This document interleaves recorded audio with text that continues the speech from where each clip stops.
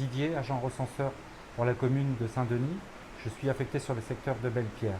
Mon rôle est d'informer les habitants sur le recensement 2017, de les conseiller et de leur amener toutes les informations nécessaires pour qu'ils puissent bien réaliser le recensement 2017. Il y a deux façons de faire le recensement.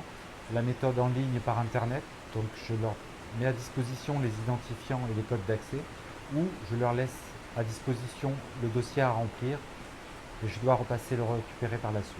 On a mis en place une équipe d'adjoints qui sont là, chevronnés, et on accompagne les agents recenseurs qui commencent aujourd'hui, qui aujourd'hui même partent sur le terrain.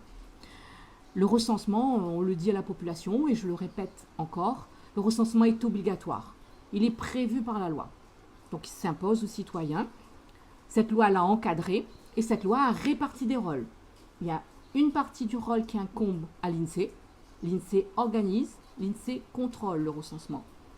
Et nous, mairie de Saint-Denis, moi-même en l'occurrence, avec l'équipe recensement, nous préparons le recensement et nous réalisons le recensement.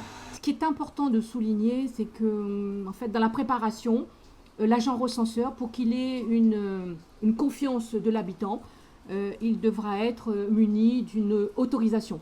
Donc on va lui attribuer un arrêté municipal qui l'habilite dûment à aller chez l'habitant et à enquêter. Il devra ensuite faire une tournée de reconnaissance avant ce jeudi pour repérer les adresses. Et aujourd'hui, ça y est, l'ensemble des agents recrutés par la mairie de Saint-Denis sont sur le terrain. Ils vont partir chez l'habitant. Alors, ils vont partir chez l'habitant pour questionner de deux manières. Questionnaire en ligne, privilégié. L'agent recenseur devra remettre à l'habitant en priorité et systématiquement, en fait, le questionnaire en ligne. C'est une priorité, on tend vers la dématérialisation et ça présente énormément d'avantages, on y reviendra. Et un deuxième moyen de questionnement qui est le questionnaire papier, qui vient en second lieu. L'habitant a le temps de, quand il veut et au moment où il a choisi, de répondre au questionnaire en ligne. Un retour SMS est fait à l'agent recenseur qui acte de la validation de ce questionnaire en ligne, de l'enquête effectivement réalisée. Pour nous, coordonnateurs communaux que nous représentons, que je représente, nous avons en temps réel le retour de l'information sur une application au maire. Et en troisième maillon de la chaîne, cette information qui nous est donnée est retournée en temps réel aussi à l'INSEE pour collecter et recenser, enfin collecter, amasser toutes les données. Bien souvent, l'habitant il est réticent à faire le questionnaire en ligne. Je terminerai là-dessus sur le questionnaire en ligne parce qu'ils ne sont pas outillés, parce que parfois l'âge, les personnes plus âgées sont moins à l'aise. Et aussi parce qu'ils se sentent un peu, ils vivent une intrusion.